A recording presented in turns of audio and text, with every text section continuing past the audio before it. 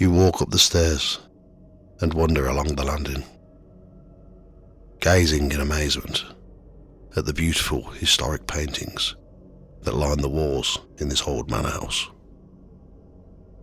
You hear someone walking up the stairs behind you. You turn around to see who it is, and it's a woman. She appears normal, but as she approaches, she disappears.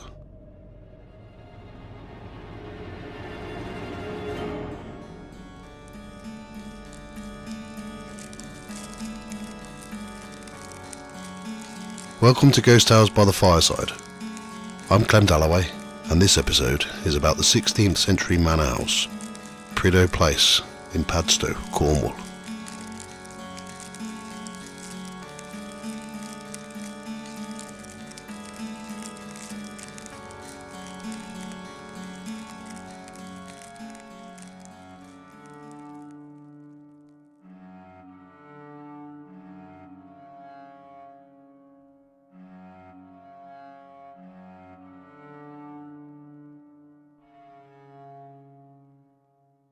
Prideaux Place is a Grade 1 listed Elizabethan manor house in Padstow, Cornwall.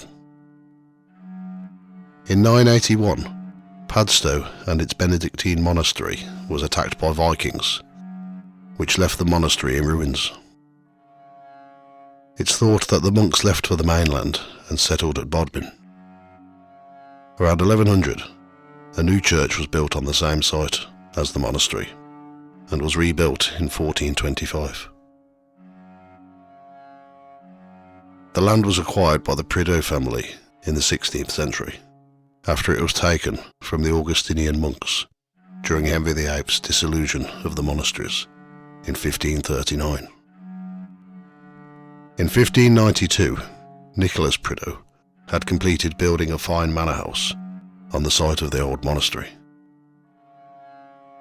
The origin of the Prideaux family go back to the Norman conquest of 1066, when they were recorded as lords of the manor of Prideaux Castle in Luxullian, and have been seated at Prideaux Place in Padstow for 400 years. During the English Civil War, the family were supporters of Oliver Cromwell, but just before Charles II was restored to the throne, Elizabeth Prideaux married William Morris of Warrington, Secretary of State to Charles II, which secured a royal pardon. The pardon is now on display in Prideaux Place.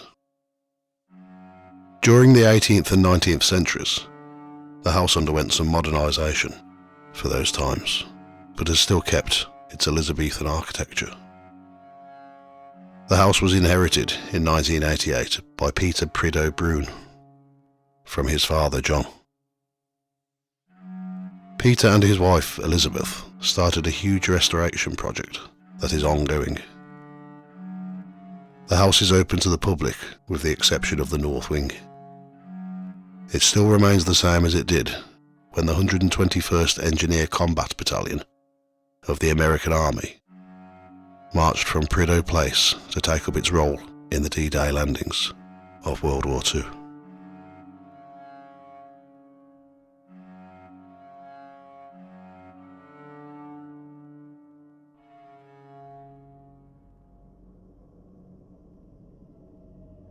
Prideaux Place has a reputation as one of Britain's most haunted houses, and has had many ghost sightings.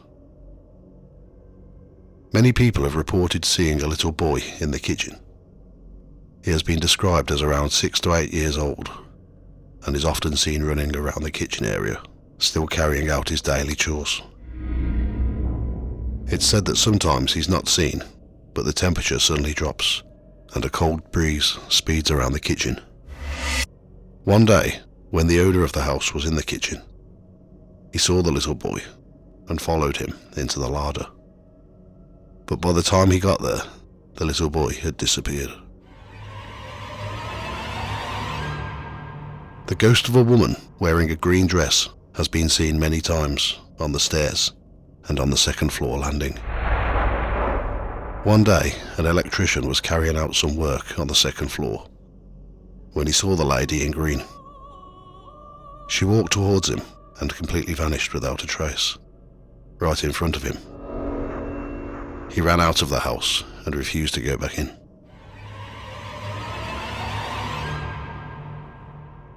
A group of paranormal researchers claim that she is the ghost of Anna Fortescue, the wife of Humphrey Prideaux.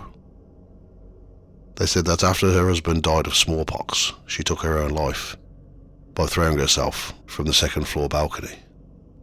Even though it's an interesting theory, it's not possible, as after her husband's death, she remarried and had other children.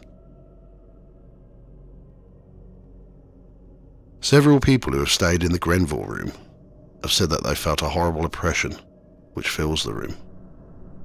It's thought that it's something evil.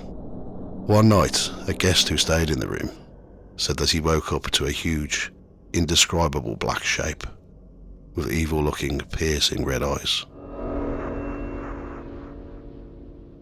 When people have entered the morning room, many have claimed to have seen a lady dressed in 19th century attire. She is usually seen sitting down, and it appears that she is sewing and occasionally stops to look out of the window and then disappears. Other ghosts that have been witnessed are that of an invisible dog who's heard growling and barking in bedrooms, a Roman soldier, and a monk.